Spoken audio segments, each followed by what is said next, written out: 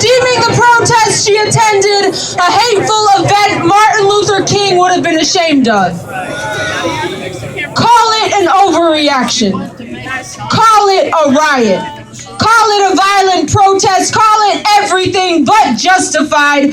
Ask us to be polite, to stay calm, to voice grief with respect while our brothers' bodies are laid out on the street, sounding the alarm.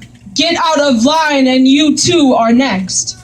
Our bodies are threats well before they are human, yet you still want to know the source of our rage. You fear our rage will happen across a storefront window, will happen across a corporate office. You fear the glass shards glittering under police helicopters.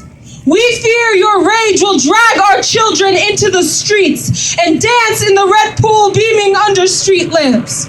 I cannot decorate this pain for you. I cannot make it a beautiful homage. I don't know how to make hope into your prayers. Don't know how to make you understand the occupation your ignorance has blinded you to. That black bodies are stopped and frisked so often, we might as well call our cities war zones. Every street corner a checkpoint. Violence is not always a dead body. Violence can be a pat down in broad daylight because you share the same hue as suspect. Violence is indicting the man who filmed the killing of Eric Garner, but not the officer that illegally choked.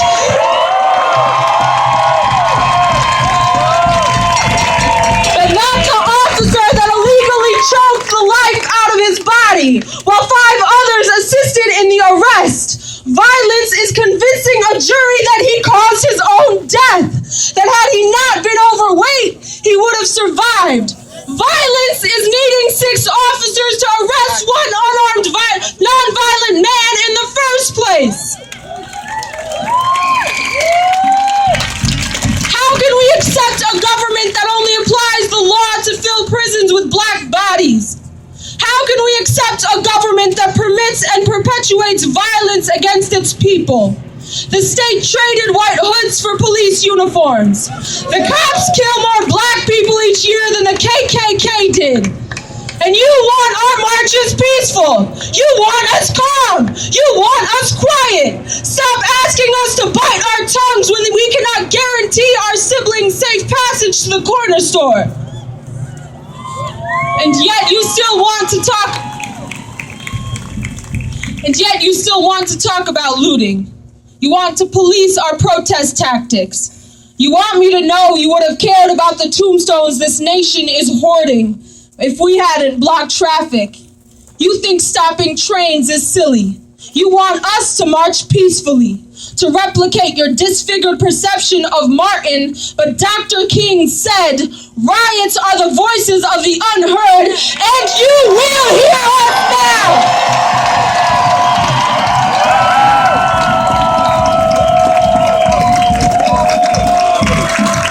You will hear us now!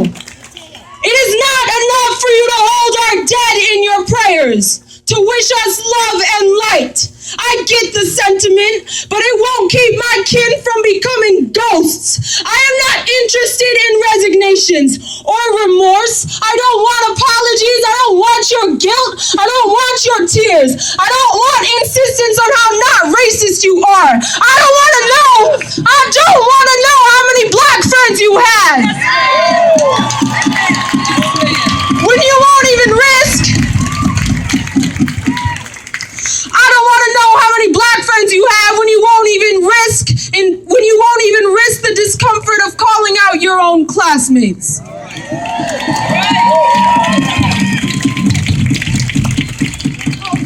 You just don't get it, do you? You've never had to live out the aftermath. The now empty seat at the dinner table. The now widowed mother with 6 mouths to feed. Our kin are being sent to heaven well before God has requested their return. And you want to know why Malcolm called whiteness the devil. You can say all lives matter.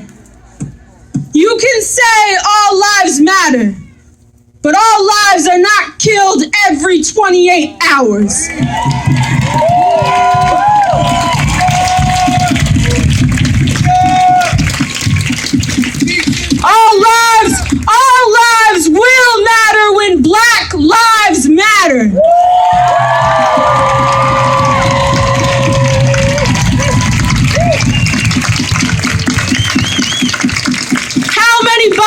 will be enough evidence? How many videos of our last words? How many more must there be for you to finally call this a genocide? Y'all give it up for Sarah.